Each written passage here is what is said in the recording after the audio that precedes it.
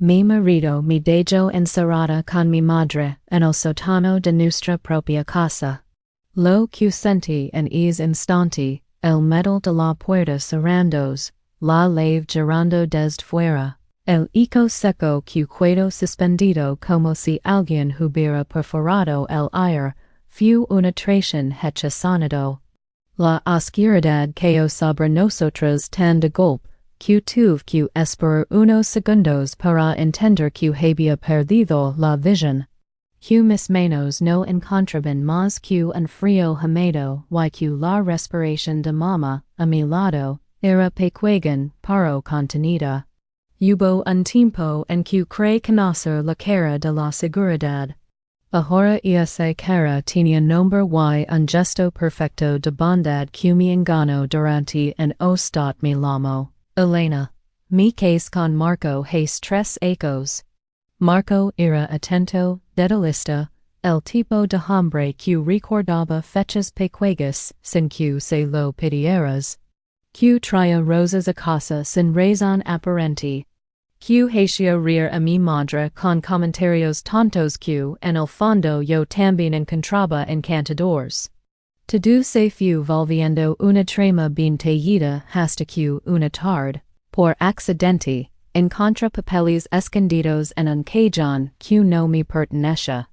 Documentos de transferencia, firmas que parecen las mías, pero que no lo eran. Meros que convertían la casa de noche en la moneda de alguien más. La casa que mi abuelo, Don Aurelio, había levantado con sus manos en los ecos 50. Esa casa con vigas que crujían como barcos viejos y un patio con dos frutales. De repente tenía precio en un contrato ajeno, 27 millones de pesos. Cuando le pregunté, Marco no negó nada. Sonrió una vez, una sonrisa que ahora me suena a filo. Y me dijo que había sido un matrimonio conveniente, que mi tranquilidad era un lujo que él supo comprar con paciencia. Me golpeó más la manera en que esa misma boca que me decía te amo pronunció después con calma, si te resistes. Habrá un modo más rápido de resolverlo. Y fue exactamente lo que hizo, empujarnos por las escaleras. Una tarde cualquiera, como quien si era un expediente antiguo. Mamá tropezó.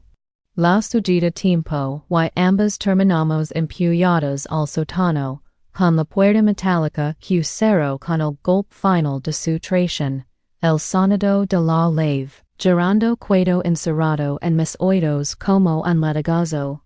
Mi desplome sobre el suelo frío. El cemento mordía mis rodillas. Mis gritos rebotaban y morían antes de llegar a la madera de la escalera. Mis puños golpearon la plancha metálica como batientes de un atad que no cerraban el todo. Marco, por favor no, dije, suplicando en un idioma que se rompe cuando la esperanza se apaga. Escuché sus pasos subir y alejarse.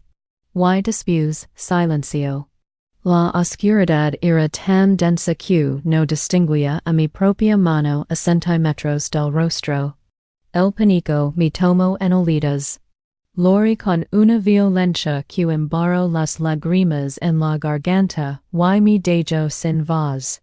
El aire olía a humedad y a polvo viejo, a tela mojedísima y el metal de la puerta. Mi madre Rosa tiene 74 ecos. Durante la mayor parte de mi vida, la conocí como una mujer rica pero mantenida, por una tenacidad trabajada, menos de papel espero. Palabrotas que soltaba cuando la paciencia se la acababa. Historias de una época en la que las cosas se resolvían a golpe de palabra. Hace 4 meses tuvo un derrame leve.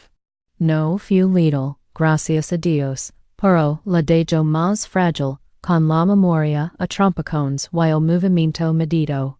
Cuando Marco propuso que se viniera a vivir con nosotros, dije que sí, era lo lógico. Pensé que la haría bien que alguien la cuidara cerca. No imagine que su cuidado sería la cortina detrás de la que ocultaría sus verdaderos planes. Basta de lamentos. Elena, murmuró mi madre a mi lado con una voz que me atravesó como una corriente fría. No era la voz de la anciana que acababa de entrar en pánico. Era la voz de alguien que se ha hecho a sí misma firme por algo terrible. Sentí el contraste y me obligue a escucharla entre lágrimas. Escucha, hija. Marco no sabe lo que tiene bajo esta casa. Me qued en silencio. The voice you selected does not support this language. Please click the upper right corner to switch to another voice. Que podia haber bajo una casa vieja de la colonia norte que lo hiciera ponerse tan confiado.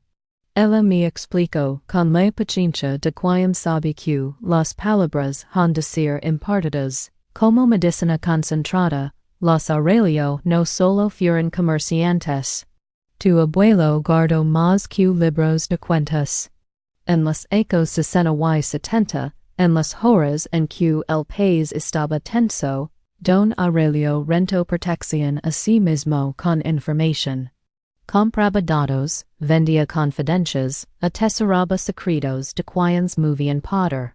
Y no solo los atesoro, construyó una salva guarda al principio, pense que hablaba en historia familiar para mantener mi calma. Pero entonces hoy enraspado detrás de los ladrillos, un rosmetalico, y la voz de mi madre se convirtió en instrucciones cortas, precisas. Aguanta ahi, Elena, acate hacia la izquierda. Sentí como sus manos, por primera vez en mucho tiempo, se movían con la firmeza de otra edad. Un ladrillo cedió con un chasquido y después otro. Y después otro más. La pared del sótano dejó de ser pared, se deslizó en silencio, mostrando un juco hormiguante de luz azulada que nos dio, momentáneamente, la ilusión de aeropuerto. No fue ningún milagro. Fue una ingeniería que había esperado su momento. La rendija apareció, un pasadizo iluminado por un rayo frío de LED. Anduvimos por él con pasos que no se atrevían a hacer ruido. Las paredes dejaron de ser cemento tosco y se cubrieron de madera pulida. Un sistema de ventilación susurraba arriba como si la casa respirara por una boca nueva. Mi madre caminó delante con una soltura que me desconcertó. Sus manos ya sabían el camino. Me explicó que aquella pieza, aquella sala subterránea, era la sala de control. Un centro equipado por Don Aurelio en la setena que él mantuvo y mi madre cuidó con sigilo durante décadas. Monitors, cables, archivadores de acero alanidos como soldados, herramientas, un generador ronronindo como una máquina que no tenía ya miedo. No era una bodega de conspirations, era una fort, la primera vez que pase la puerta de acero que separaba el pasadizo de la sala, me quedé sin aliento. La habitación tenía el tamaño de un apartamento pequeño y la densidad de lo que uno esperaría. Hallar en la calle fuerte de un viejo espía, paredes repletas de pantallas. EQUIPOS electrónicos, micrófonos, switches, teclados. La mesa central rodeada de fichas, latas de emergencia. Bidones con agua, y hasta un pequeño refrigerador. Todo indicaba que no se trataba de un escondite improvisado, sino de algo que había funcionado con precisión durante ecos. Ali, sentado frente a los monitors, mi madre ya no era la mujer frágil del drama. Era la guardiana, el gesto sereno, la mirada clara. Tu abuelo no solo compraba información, dijo ella. La almacenaba. La organizaba. La protegía. Me señaló los archivos de acero. Todo lo que necesito para sobrevivir como hombre en tiempos turbios está aquí. Testimonios, fotos, grabaciones, nombres, fechas. Tu abuelo inventó un ojo para la casa. Le gustaba decir que la casa era un animal y que debía alimentarse con vigilancia. Yo la miraba con incredulidad. En la pantalla central mi propia sala de estar brillaba en vivo. Marco estaba allí en su sofá de cuero, con una copa en la mesa de centro, rindo bajo la luz cálida de la lámpara. Y junto a él, en el encuadre, una mujer de cabello claro en un vestido carmesí le ofrece dos copas. La reconocí en el instante, Lucia. La prima de mamá, sonrisa fácil y envidiosa. La mujer que había crecido queriendo lo que yo tenía por puro reflejo, las palabras en el monitor, dejaron de ser imágenes para convertirse en flechas. Podía escuchar sus voces reproducidas por los altavoces de la sala de control, planeando la venta, hablando con un tal Ricardo, sobre precios, sobre cómo encontrar un modo, si algo salía mal. Mi sangre hirvió. El odio que nace de la traición es una combustión extraña, te deja frío y abrasado a la vez. Sentí náuseas, ganas de destruirlo todo. Pero mi madre mantenía la calma, y su calma era un arma. No nos vamos a ensuciar las manos, murmuró. Vamos a usar la casa. Vamos a usar los recuerdos de tu abuelo, y convertirlos en justicia. Number. Si sentí alivio o miedo de que su plan tuviera tanto tiempo. Como la traición que yo estaba empezando a entender. Ella me enseñó los controls con maniobras pausadas. Las luces de toda la vivienda podían manipularse desde paneles ocultos. Las cerraduras magnéticas de puertas y ventanas respondían a órdenes remotas. El sistema de sonido abarcaba todas las habitaciones. Incluso el suministro de agua y el control de temperatura podían gobernarse desde esa sala. Existía un botón rojo con una tapa protectora que controlaba un agente supresor de incendios, designado para apagar fuegos. Pero también capaces de bajar el oxígeno en un espacio cerrado si se activaba en modo de emergencia. Había un botón azul que desencadenaba un cierre total de la casa. Fue mi madre quien me indicó que aquello no era una broma. Tu abuelo pensó en todo para sobrevivir, en todo para que nadie entrara y, sobre todo, para que nadie pudiera silenciarlo. Mientras tocaba los interruptores me sentí como si estuviera aprendiendo de nuevo a respirar.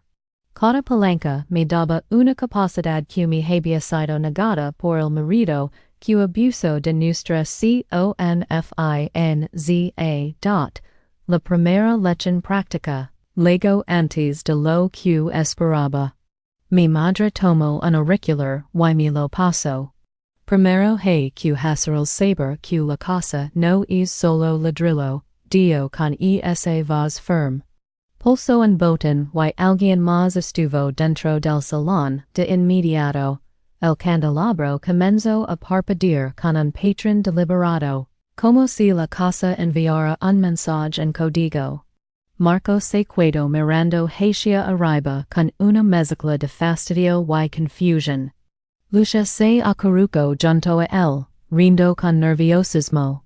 Marco fue a apagar el interruptor, convencido de que era solo un fallo. El candelabro siguió parpadeando. Mi madre sonrió, y esa sonrisa me heló. No era sonrisa de quien busca un perdón. Era sonrisa de quien prepara la cuenta. Poco a poco, la casa empezó a tomar partido por nosotras. La temperatura descendió. El aliento de los dos en el sofá se volvió visible en el monitor. Pequeñas nubes que salían de sus bocas, como señal de que la habitación se enfriaba. Luego mi madre activó el sistema de sonido y dejo que la propia voz de Marco, grabada minutos antes por nuestros oídos, se repitiera en bucal. 3-4 días a lo mucho, sin agua, sin comida. Escuchar sus propias palabras, amplificadas y distorsionadas por los altavoces. Vio como escuchar una sentencia que se volvía contra él, que la había redactado. Lucha loro. Marco buscó la fuente del sonido con los oídos desorbitados. Hizo lo que muchos hacen cuando se siente que la estructura de su mundo se deshace. Corrió a comprobar, a tapar, a racionalizar. Corrió al sótano. Desde la sala de control vimos su desesperación. Había cámaras incluso a la abajo. Aunque nosotras estábamos escondidas tras un panel que parecía sólido como la roca, su búsqueda fue en vano. El juego había quedado cerrado y nadie habría supuesto que un passage existía. Marco, fuera de tiempo, comenzó a golpear las paredes como un animal que intenta abrir una jaula imaginaria. Su seguridad se fue volviendo pánico. Mientras tanto, mi madre, como una directora en su máxima representación, subía el volumen del terror, apagó las luces de la casa, las volvió rojas. Hizo que el agua brotara de los aspersores en un repentino aguacero dentro de la vivienda. El efecto fue inmediato. La escena se transformó en un escenario. Y Marco y Lucia, disponiéndose a interpretar su propio miedo, se convirtieron en actores torpes. Fueron 5 minutos, quizás 10, de caos perfectamente calculado. No era maldad gratuita. Era teatro de la que solo sacas verdad, cuando el verdugo escucha su voz repetida, por todo lo que pudo, Ricardo. El supuesto socio de Marco, llegó a la casa a la hora convenida con un maletín, y la sonrisa del que imagina dinero fácil. Lo observamos ligar por un monitor que mostraba la calle. Cuando toca el tambor, la casa lo recibió con oscuridad total, con un parpadeo que hizo que las luces quedaran en rojo. Mi madre habló por un micrófono, modulando la voz para que sonara profunda y ominosa. ¿De verdad pensáis que podrías quitarnos la casa así, sin pagar por lo que es de nosotros? La voz, viniendo de todas partes, rompió la compostura de Ricardo. Intentó marcharse y lo hizo con el bolsillo vacío de la voluntad. Era curioso ver cómo los hombres que creían comprar la vida ajena se comportaban ante un sitio que, a su manera, era un testigo vivo. Marco estaba al borde del colapso. Empezó a romperlo todo en la habitación que había sido nuestro refugio. Lámparas contra paredes, almohadas destrozadas, vidrios hechos trizas. De repente, el que había planificado, era el pobre desquiciado que se produce a sí mismo. Se derrumbó en medio del desorden, y por primera vez desde que todo empezó lo oí Salazar como un niño que pide perdón sin creer que alguien le escuchara. Mi madre lo observa con el tipo de serenidad que solo la experiencia de tantos ecos de se está rompiendo, Dio. Y fue verdad. El hombre que me había metido en aquel hoyo oscuro se desmoronaba. No fue suficiente con humillarlo. Mi madre necesitaba pruebas y, sobre todo, documentación que confirmara la fraudulenta maniobra.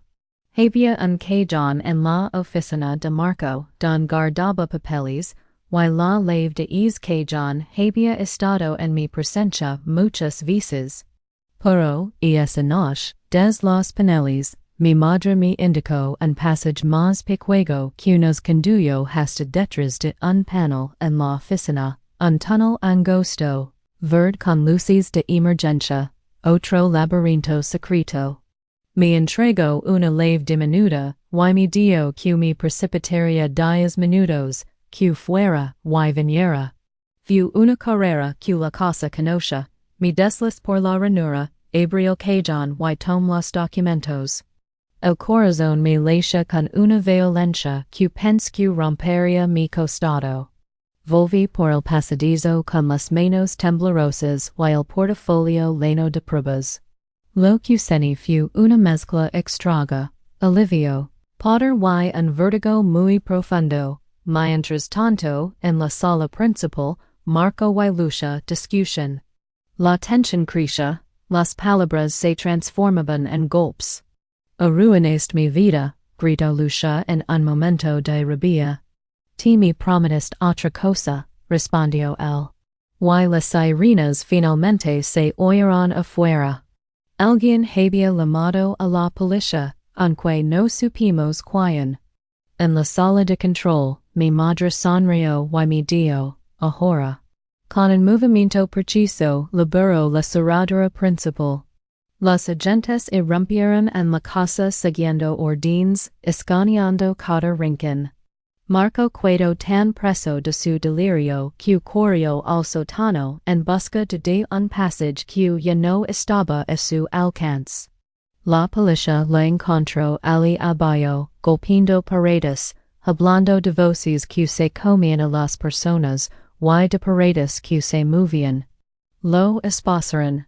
Cuando salimos, mi madre se transformó, de estrategia fría a mujer desconsolada. Nos envolvieron en mantas térmicas, nos ofrecieron agua y nos condujeron a una ambulancia por protocolo. Se lo dije al detective que nos escuchó con la calma que algunas veces los que velan por el orden muestran cuando sear en que todo su trabajo está por ordenarse en evidencia. Le entregamos el portafolio con los papeles. Abrirlo fue como abrir una herida que sangra y comprueba la verdad al tiempo. Allí estaban documentos, correspondencia, firmas falsificadas, nombres manchados por la avaricia. La policía actúa. Marco quedó detenido aquella noche. Los audientes que siguieron se convirtieron en otro tipo de batalla. Marco fue evaluado por forenses, colapso psicótico, paranoia aguda, dijeron a la prensa. Le atribuyeron una enfermedad mental que, aun así, no borraba el rostro de su intención criminal. Las pruebas hálidas confirmaban la conspiración. Lucia terminó reconociendo su implicación a cambio de un trato, y Ricardo fue capturado tratando de huir del país. La restitución legal tardó. La casa volvió a cuidar a nombre de mi madre y, por ende, moa como heredera. Pero esa victoria no borró la sensación de que algo más profundo había cambiado. La casa ya no era la misma para mí. Cada pasillo, cada pared guardaba ecos de la noche en que lo que parecía un refugio se convirtió en una trampa y luego en una fortaleza. Pasaron semanas de reconstrucción, no solo rehabilitamos el sótano, sino que modernizamos la sala de control. Mis manos aprendieron aquellas máquinas que don Aurelio había dejado durante décadas.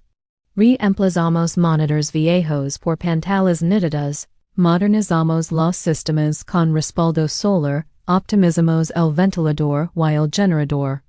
Pero lo más importante fue que hice un inventario de los archivos que contaban como mi abuelo había tejido su red de información.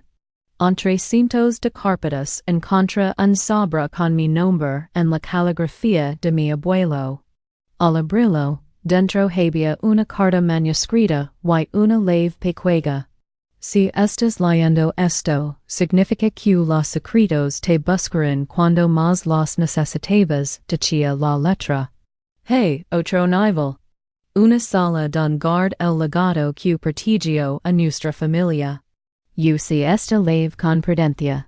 Era un mandato y una herencia la carta me levo a descubrir una escalera de caracol, oculta detrás de un armario que se deslizó con un clic. Bajamos por ella con linterna en mano y llegamos a una cámara enorme, casi un subterráneo subasente, estanterías repletas de legajos que iban hasta el techo, calles de pruebas, cintas, registros. Era la verdadera biblioteca de secretos, el archivo central del negocio de información de Don Aurelio. Allí, en el fondo, había una máquina contemporánea conectada a todo, un corazón electrónico que podía acceder a datos y rastrear patrones. Mamá me miró. Tu abuelo no fue solo un comerciante de telas y de cosas. Fue un guardián de verdades. Ahora te toca a ti. No voy a mentir, la responsabilidad apabulo mi pecho.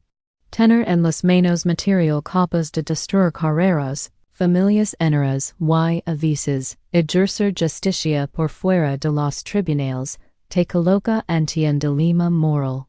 ¿Qué haces con información que puede arruinar a un hombre? La entregas a la ley y esperas que actúe con justicia, o la emplees como escudo para defender a los tuyos. Mi madre y yo discutimos hasta entender que tu abuelo dejó reglas, no atacar primero. Solo usar la información para resistir, proteger y, si es necesario, evidenciar. Era una lección hecha de cicatrices. No queríamos convertirnos en aquello que nos había herido.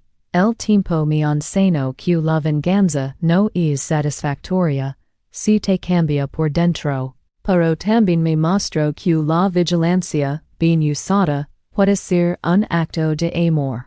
Aprendí a usar los sistemas, a rastrear señales, a interceptar comunications, a reconstruir el mapa de relaciones que mi abuelo había creado con cuidado. View un aprendizaje técnico, sí, pero también emocional. Tuve que endurecer el alma sin perder la ética. Con es poder vino la obligación de proteger, no de perseguir. Por eso, cuando meses después detecté que alguien de lado nos miraba con interés, un empresario llamado Mauricio Duarte, propietario de la villa contigua, no reaccioné con furia sino con estrategia. Mauricio era ex-informant del abuelo, pero la relación había terminado mal. Ahora hacía preguntas sobre la casa, se interesaba por su historia, miraba el jardín con la curiosidad de quien busca tesoros. Si buscaba la sala, era peligro. Si la encontraba, su ambición y sus contactos podían convertir nuestro archivo en moneda de chantage. Observemos a Mauricio por semanas con discreción. Aprendimos su rutina, sus automóviles, sus hábitos. Cuando él intentó forzar un par de trabajadores a que la hablasen de la estructura de la casa, lo interpusimos con señuelos y con rumores medidos. No lo expuse públicamente, no se trataba de destruirlo, sino de recordarlos a quienes husmean que ciertos tesoros no están para venderse. ¿Recuerdas por qué mi abuelo no destruyó todo? Me dio mi madre una noche mientras revisábamos un antiguo archivo. Porque el conocimiento es poder, y el poder es peligroso cuando es bruto. Se debe usar para guardar, no para atacar. Tenía razón. Sigamos es principio. Aprendí también que la guardiana no solo vigila la casa, vigila a la ciudad. Los monitores no eran desarrollados para mirar al vecino por puro gusto. Eran abiertos para prevenir. Es una regla, intervenir solo cuando la amenaza fuera real y directa. Protectora, no justiciera. Pero la línea entre ambas, he descubierto, es fina como una joya de afeitar, y a veces se confunde cuando las emociones impugnan. Ignorar eso me salvó de caer en trampas éticas. Por ejemplo, cuando descubrí que uno de los archivos contenía pruebas incriminatorias sobre un político local altamente conectado, la tentación de exponerlo por despecho fue fuerte. Me contuve. Busque asesoría legal y remití la información a las autoridades competentes, documentando con cuidado todo para que el caso no se convirtiera en una guerra a medias que terminara por devorarnos a todos. Esa decisión, meditada y lenta, resultó ser la correcta. Con el tiempo, la casa dejó de ser solamente el escenario de la traición. Se transformó en una fortaleza de protección y en un centro de control que solo mamá y yo conocíamos. Reforzamos las entradas, construimos paredes falsas, modernizamos el sistema de seguridad, reciclamos los pasadizos para que fueran menos perceptibles. Implantamos protocolos. Si alguien intenta sustraer información, las cámaras registran y envían copias cifradas a cuentas seguras que solo dos personas conocen. La sala de control se volvió un pequeño búnker ético, suficiente para protegernos y para servir como garante de la verdad, cuando la justicia institucional falla. Aun así, ninguna reparación externa sanó las cicatrices internas. Cada noche, cuando vaya al submundo de monitores y archivos, miro a la ciudad con una mezcla de vigilante y viuda de una vida pasada. Sigo yendo a dar clases en la escuela pública. Ser maestra me ancla a lo real, a lo humano. No dejé esa vocación. La mantengo con orgullo. Pero también dedico horas a estudiar y mantener el archivo, a actualizar la información, a filtrar rumores, a ser la guardiana de cosas que, es mejor que permanezcan ocultas. No por juego, no por placer, sino por responsabilidad. Si la gerencia de Don Aurelio fue la información y su criterio para usarla, mi tarea fue aprender a aplicar ese criterio en un mundo distinto. Hay noches en que la memoria de lo ocurrido regresa con una claridad, tal que casi puedo ver la cara de Marco inundada de terror. No lo deseo en la jola psicológica en la que quedo, aunque a veces me pregunto si la fuerza que lo quebró no fue, en parte, la suya propia. Sin embargo, no siento compasión por sus decisiones. La traición deja una mancha que no se borra con arrepentimiento tardío. Lucha está en la cárcel. Su madre me reprochó en una llamada que corté inmediato. No busco reconciliaciones que me descansen. Algunas cosas deben quedar divisadas des leos. Otros puentes deben quemarse porque su uso prolongado solo conduce al fuego. Tres ecos después de aquella noche. Cuando por fin el ruido de las sirenas se convirtió en un recuerdo, y las audiencias en papeles ordenados en un archivador. A mí encontré pasando la mano por la mesa de la sala de control. Me detuve frente a la pantalla que mostraba el jardín, la calle, las fachadas. La ciudad seguía su vida indiferente. Fuera, la gente seguía moviéndose como si nada. Dentro, en lo profundo del subsuelo, el zumbido del generador era un latido que quería detenerse. Entendí que lo que había empezado como defensa se había convertido, sin pretenderlo, en cuidado. Cuidar a mi madre. Cuidar a mi familia y, en un sentido más amplio. Cuidar la verdad, la responsabilidad de custodiar información que puede caer en manos peligrosas me situó en el cruce de muchas decisiones. Algunas las tomé mal, otras las corregí con tiempo. Pero aprendí que la mejor defensa es la transparencia medida, seleccionar bien a quien entregas pruebas, como las presentes y dejar que los procesos legales hagan su trabajo cuando sea posible. Si la ley falla, actuar con cautela. No se trata de venganza. Se trata de equilibrio. Mi abuelo tenía esa idea y mi madre lo sostuvo con firmeza. Yo lo vi, lo comprendí y lo transformé en una guía. Aprendí también que hay un precio por conocer demasiado. A veces me despierto en medio de la noche con la sensación de que alguien me mira a través de los muros. Y no me refiero a los sistemas. Es un instinto ancestral que contradice mi razón, la idea de que la casa sigue teniendo vida propia. Sin embargo, con el tiempo, comprendí que esa sensación ya no es miedo sino vigilancia consciente. Yo la he convertido en una herramienta, pero no dejo que consuma mi vida. Continuo dando clases, conversando con mis vecinos, fomentando el sabor del pan en la mañana. La casa es fuerte, pero la vida debe seguir no todo fue oscuro en esta transformación. Mi madre, después de meses de procedimientos médicos y sesiones de ejercicios, recuperó fuerzas y su habla se aclaró. La veo muchas noches frente a los monitors, revisando las grabaciones con el seno fruncido, comentando con una vieja lucidez details que yo no podía ver. Es en esos momentos cuando la ternura y la dureza se unen, una mujer que no quería padre, pero que lo tomó por su sangre le decía que era su deber. Padre siempre decía que la verdad es una herramienta que puede salvar o destruir. Me dio una noche apoyando la mano sobre la mía. Yo solo quiero que nos salve.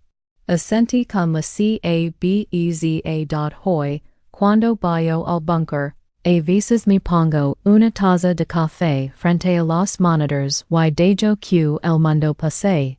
Veo gente entrar y salir por la calle, charlas inconexas en cafeterias, coches que pasan y niños que corren.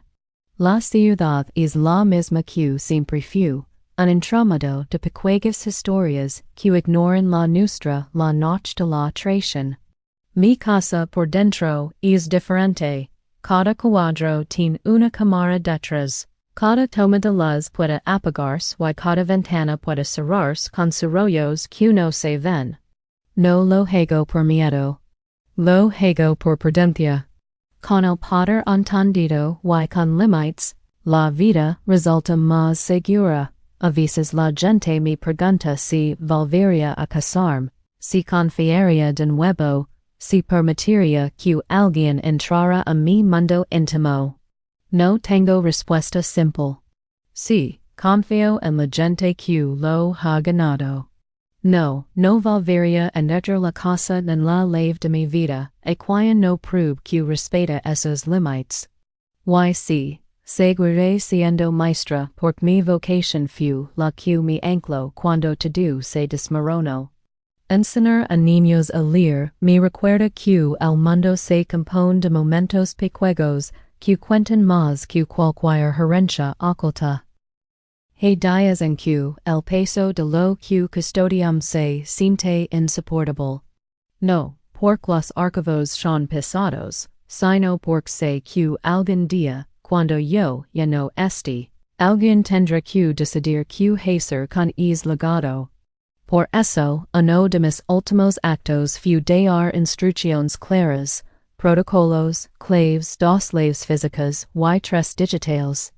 Dije un testamento no para hacer riquezas, sino para asegurar un criterio. El archivo no se abrirá salvo por razones fundadas y, preferiblemente, bajo supervision legal. Mi abuelo dejó un legado. Mi madre lo preservó. Yo lo ordeno. Es fue el pacto. Con el tiempo, la ciudad comprendió otra cosa, que la casa podía haber sido un blanco pero se convirtió en cárcel, para quienes pretendían usar la violencia y la mentira. Marco quedó en un hospital psiquiátrico, con diagnósticos que lo mantienen alejado del mundo público. Lucha cumple su sentencia. Su madre, mi tía, rompió lazos conmigo. No me pesa tanto. Algunas relaciones solo sirven para enseñar límites. Ricardo fue procesado y castigado. Mauricio, el vecino curioso, aprendió que husmear en asuntos ajenos puede costar caro. No trate de destruirlo. Simplemente lo disuade con la sombra pasada del poder de lo que no debía revelarse. He aprendido. Finalmente, que la verdadera herencia de mi abuelo no fue el dinero en la casa en sí, sino la capacidad de ver el mundo con ojos que buscan tramas. Que entienden que la información bien guardada puede proteger a inocentes. Yo no uso es poder para buscar venganza. Lo uso para proteger. Y hay un matiz enorme entre ambas cosas. Ser guardiana implica aceptar que no siempre se tiene la última palabra, y que las herramientas que posees deben ser empleadas con mesura. La casa es, por ahora, un santuario de vigilancia y memoria. Mi madre y yo somos sus custodiers si mi pergana si siento alivio, te dire que si y no a la vez. Alivio porque la amenaza inmediata pasó, y porque la justicia, pese a sus fallas, actúa. No porque la venganza se hubiera consumado, sino porque el equilibrio volvió en alguna medida. No puedo negar que hubo momentos de oscuridad en que imagine otras formas de reparación. Pero prefiero creer que la mejor justicia es aquella que no te destroza por dentro. Ahora, cuando respiro y miro la pantalla que muestra el jardín iluminado en la noche, pienso en la fragilidad y en el tiempo. Pienso en lo que nos costó volver a sentirnos seguras. Pienso en mi madre, que me enseñó que hay que cuidar la verdad como se cuida a un hijo. Y sé que, si alguien piensa en tocarnos de nuevo, descubrirá que la casa tiene hoyos y que esos hoyos guardan mi moria dando clases por la mañana. Entretanto a quien quisiera aprender, voy al mercado, saludo a las vecinas. Dejo crecer el jardín de la casa, ahora lo cuido con más mimo. Por las noches vuelvo al búnker, al latido eléctrico de la sala de control, y vigilo. No lo hago por orgullo. Lo hago por deber. Soy la guardiana de algo que mi familia forjó en tiempos difíciles. Y ahora la usamos para que ninguna otra familia tenga que saber el sabor de una traición así. Aprendí que a veces la fortaleza más útil no se construye con muros que aíslan, sino con puertas que se pueden cerrar cuando la ocasión lo demande. Que la verdad, cuando está bien documentada, pesa menos que la mentira que pretende adueñarse del mundo. Y que, al final, la vida no consiste en ser impermeable al dolor, sino en saber que, incluso después del abuso, uno puede reconstruir un lugar desde el que defender la dignidad propia y la de los demás. Hay noches en que me siento en la silla de la sala de control, y cierro los ojos, sintiendo el zumbido de los servidores como una respiración compartida. Entonces me acuerdo de mi abuelo, su mano dura, su silencio estratégico, su carta con la ley. La agradezco en silencio. También agradezco la fortaleza de mi madre, su paciencia para convertir la herencia en defensa. Y a veces, cuando las sombras se alargan y la ciudad parece dormida, me pongo de pie, camino por el pasillo, miro las paredes y les hablo en voz baja. No son paredes, respondo sin esperar respuesta, son testigos. Y así sigamos, viviendo con la vigilancia como aliada, enseñando, amando a quien merece amor, y dejando claro que la casa ya no es un botín. es an resguardo. Si todavía te intriga esta historia. Si te quedas queriendo saber más de cómo se mueven los hilos invisibles de una vida normalizada, por detrás de fachadas aparentemente tranquilas. Recuerda que la vida real está hecha de details que pocos quieren mirar. Algunas herencias son dinero. Otras, como la mía, son conocimiento. El conocimiento, bien administrado, puede ser la diferencia que te salva la vida. Te invito a que te cuides, que escuches, que pienses que harías si fueras la guardiana de una verdad tan poderosa.